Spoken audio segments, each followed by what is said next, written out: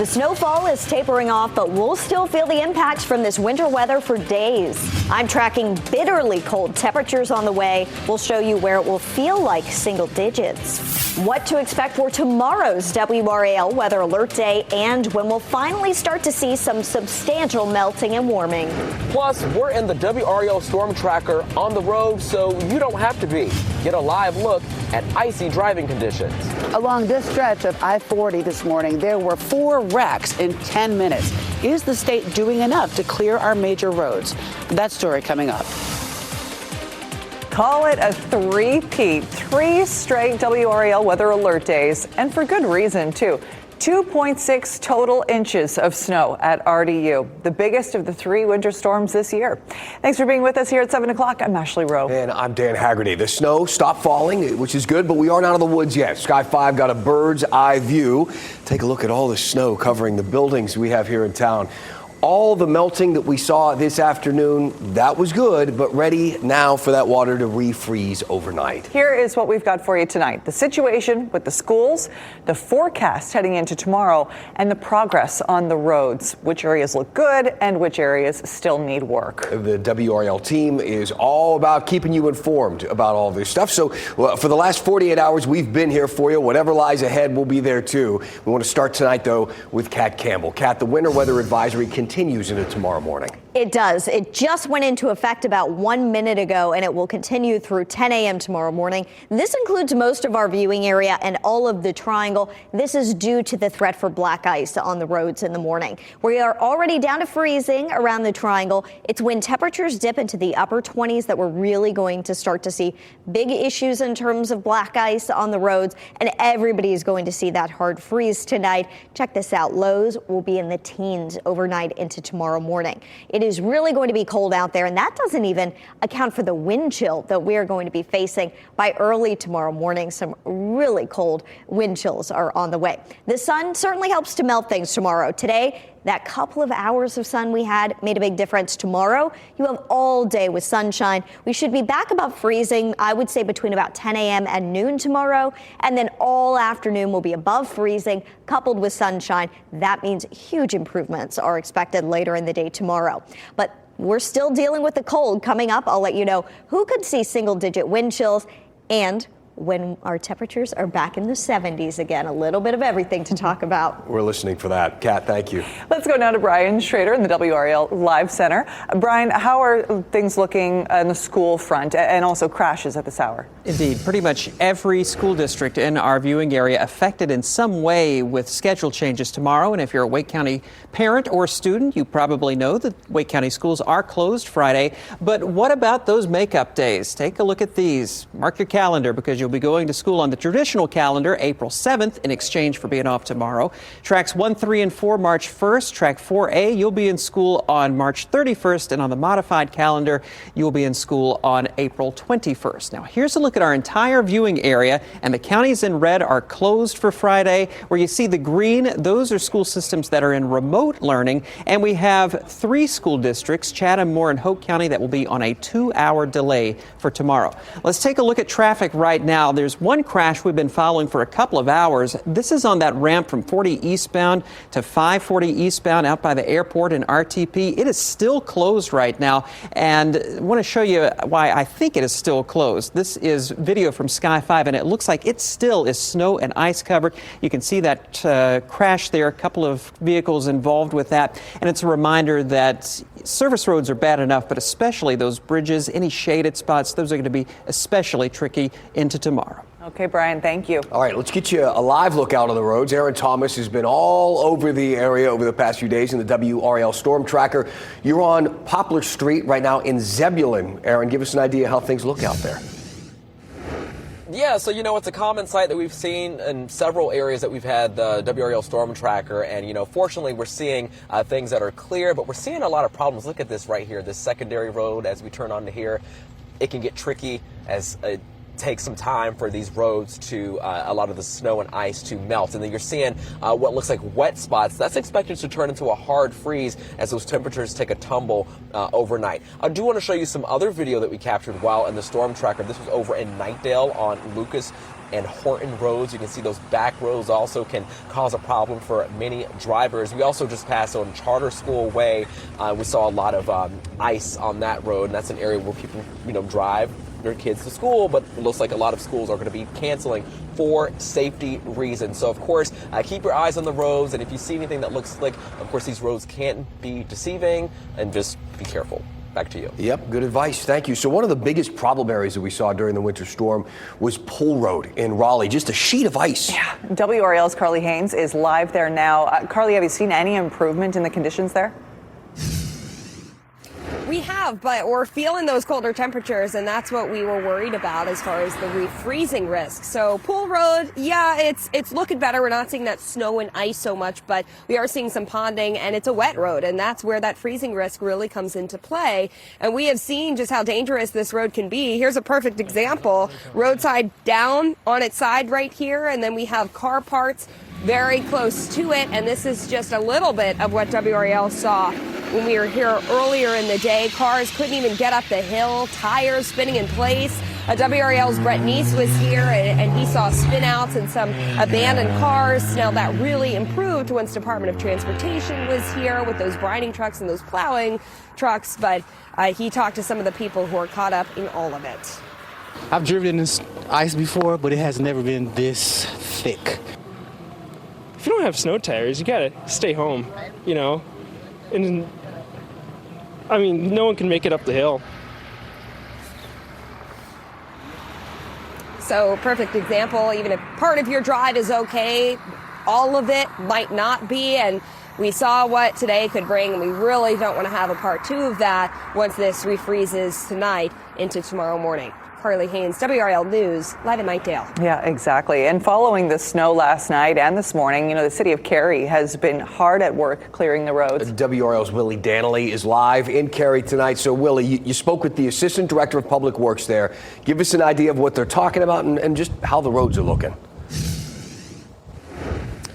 Well, Dan, right now the roads are not looking too bad. This is Walnut Street right behind me. There is not a patch of ice, a patch of snow, or even a wet spot to be seen. And I'm told that's because the Public Works Department has been hard at work, starting on Monday by brining those streets with salt. And then yesterday into today, crews have been out in the streets, plowing the roads and monitoring those conditions. Since the snowfall began on Wednesday, there have been 24 weather-related crashes in Cary, 6 of those involving injuries. Jimmy Simpson, the Assistant Director of Public Works, tells me the department's top priority has always been safety, which is why the department staff has been working overtime, having crews come in for 12-hour shifts. The plows have taken care of those primary roads going through the city and also most of those secondary roads that cut through neighborhoods. The crews were up early this morning, and they just recently wrapped up operations today at 4 o'clock. Wrapping up is one way to say it. We like to kind of say we're unwinding a little bit.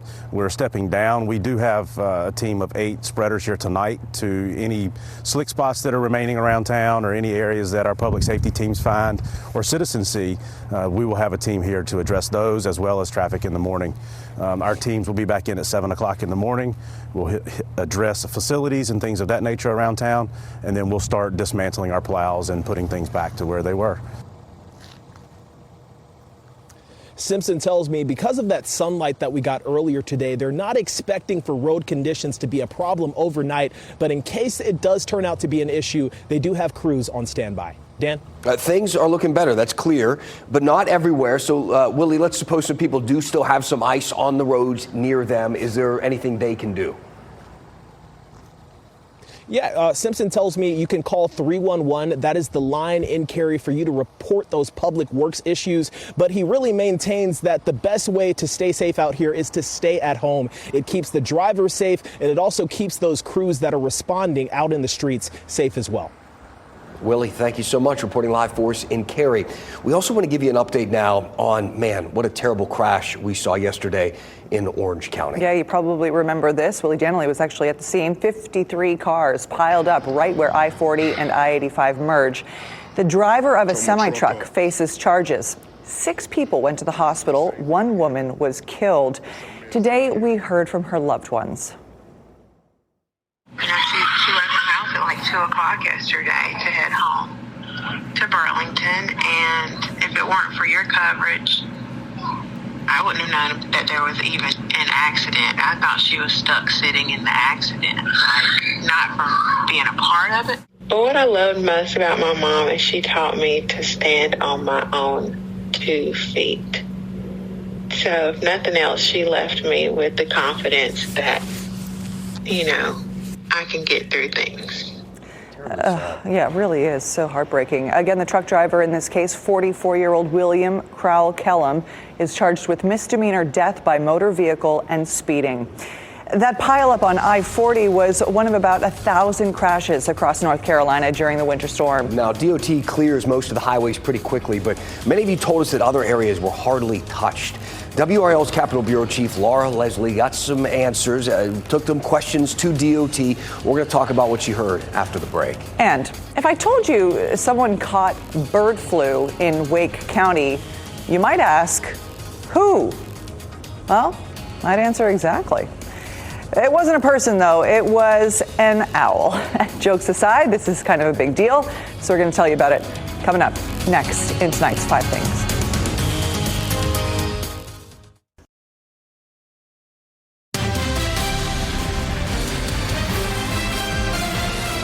Let's get you caught up on some of today's other big headlines. Here are 5 things that you should know right now. A man charged with killing his girlfriend in Cary is being held without bond at the Wake County Detention Center. Travis Huff made his first court appearance this afternoon.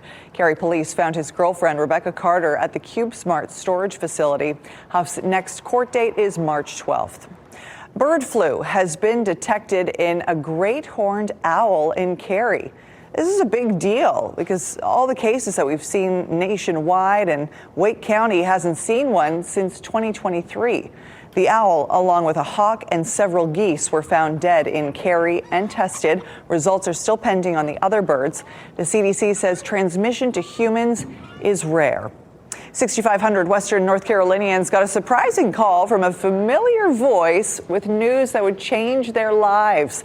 On the other end of the line was Roy Williams. Yeah, like the legendary former coach of the UNC men's basketball team, Roy Williams.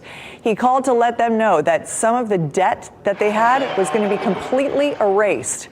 Williams teamed up with Verizon and ForgiveCo to wipe $10 million worth of debt. Wow. So we've been talking a lot about property taxes here at 7 o'clock. And listen to this. Chatham County has a new program now to help low-income homeowners with their property tax, up to $500.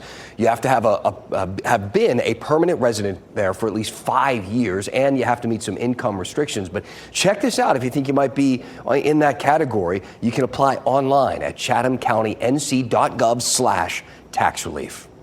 One more here, and this is a big one. Another senior leader is out at the troubled state agency in charge of hurricane recovery efforts. Richard Trumper has resigned. He was brought to rebuild NC to help get more people back in their homes. That agency got hundreds of millions of dollars to help Hurricane Matthew and Florence victims. But delays and mismanagement kept thousands of people from getting back into a home. The Department of Public Safety, who hired Trumper, did not return our request for a comment, but we will keep asking questions. We covered this issue extensively in the documentary Aftermath, North Carolina Hurricane Victims Left Behind. You can watch that right now to fully understand this issue on WRAL.com. NCDOT says clearing highways and major roads is the top priority when it comes to snow and ice. But even some of these roads were a mess even today. We saw crash after crash, and many of you told us some areas of I-40 look like they'd barely been touched. WRAL Capitol Bureau Chief Laura Leslie pushed state officials for some answers on this. Right along this 20-mile stretch of I-40 this morning, there were 4 wrecks in 10 minutes. We asked the North Carolina Department of Transportation, what more can they do to make sure drivers are safe? James Hurst was filling up in Garner on his way to work. He said the roads were pretty hard to manage. I almost hit someone earlier because they were just stopped in the middle of the road. And I was trying to slow down fast enough, and I couldn't. I had to swerve out of the way. I was lucky. He'd like to see the state clear snow and ice more quickly. seems like we have a lot of money to put towards other things. It seems like road safety is one of those things we could start to prioritize a little bit better. State transportation officials say highways and major roads are their top priority. But it didn't look like it on I-40 in Garner this morning, where 4 separate crashes happened in less than 10 minutes at South Saunders Street, Jones Sausage, Highway 70, and Highway 210. 4 hours later, we still found stretches of 40 that looked like they'd barely been plowed. We are doing everything we can do to clear the roads. Kim Diener is a spokeswoman for the DOT. Being out on the roads, period, isn't going to be safe today. And I do understand that ideally we would want to see everything scraped, but obviously the snow plows got there and scraped what they could before they're coming back around to do it again. Diener says DOT has all the resources it needs, but more people were out on I-40 than they expected. Staying home and giving us space and driving slowly and us not having to clear up wrecks does allow us more time to clean the roads. James McMillan didn't really have the option of staying home. He had to accept a work delivery. He said the roads could definitely be better. But we are in the South, and this happens once every 4 years, so it's understandable. Laura Leslie, WRAL News, Garner. Also, Diener did say that there were some additional contractors that were brought in today to help with icy spots on I-40 and some other major roads. All right, so we talk about all of the ice on the secondary roads, and we're still trying to get through that. When will things start to really be cleaned up for folks? If you can delay getting on the roads for a little bit tomorrow, I think you'll be in better shape. We're going to be above freezing tomorrow in the 40s and with full sunshine. So just give it a little time tomorrow morning. Check in on WRAL News in the morning. We'll have live views from roads all over our area. Tonight, the secondary roads are still going to be bad in spots.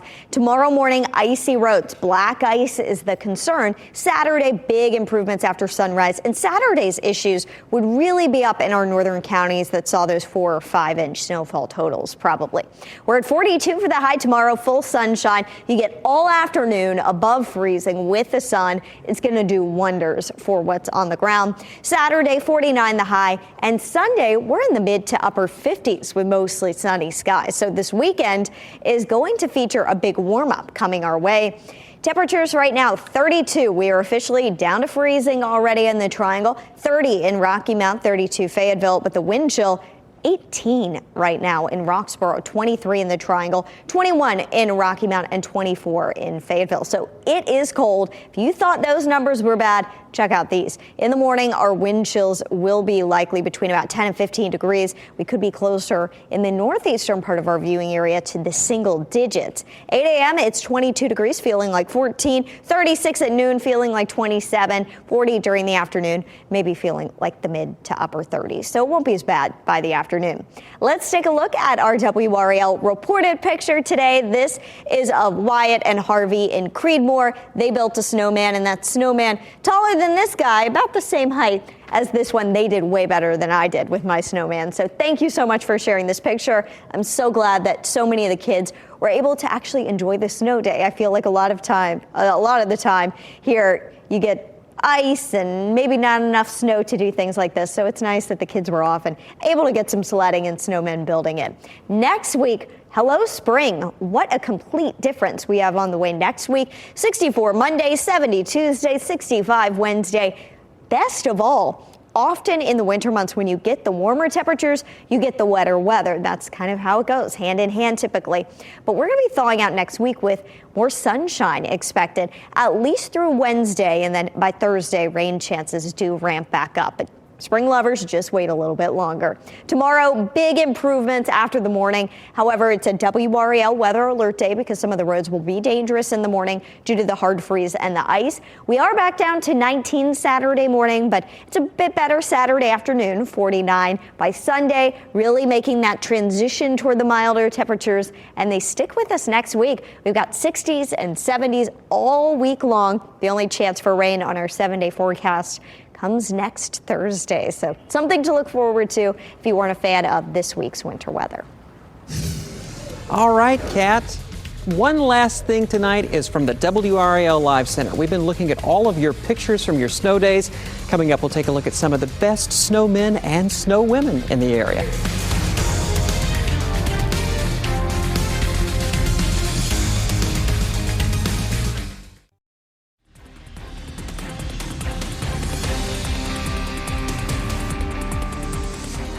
one last thing for you tonight. You know, we here at WRAL aren't the only ones reporting on the snow across our area. In fact, you do a pretty great job of it yourself. So let's talk to Brian. You've been keeping an eye on all the reported messages we've been getting, Brian, from people out playing in the snow. Give us some of the greatest hits. I want to show you some of the best snowmen and snowwomen in our viewing area. This is Uriah's very first snowman from Hollister. Thanks to Tiffany Richardson for sending that in. And that is a fine-looking snowman with, you notice there, a little bit of a pine hairdo there at the top. In Spring Hope, there's Maggie Strickland's snowman with the scarf there, a nice pipe there, a traditional pipe in this snowman with the carrot nose in Henderson. Thanks to Lynn for sending that in. Sometimes you got to dig a little deeper for the snow, and a little bit of dirt gets mixed in there. The Boyd boys from Zebulon sending that one in tonight. In Butner, there's a good-looking snowman from Megan Taylor. Look at this, ready to step out in Henderson thanks to Sherry Townsend. And this may be my favorite from Garner, Stacy Bird, a snow woman with warm thoughts in mind. That is ready for that weather next week. Really, really good. Stacey, Ryan, well done. My microphone was off before. I was sparing people from my Barry White impersonation I've been doing. Yes, with you his are deep down voice. by an octave and a half. I'm getting over something. I'll be fine. Good night. Keep watching WRAL News over the air Channel 34 and Spectrum Channel 1257.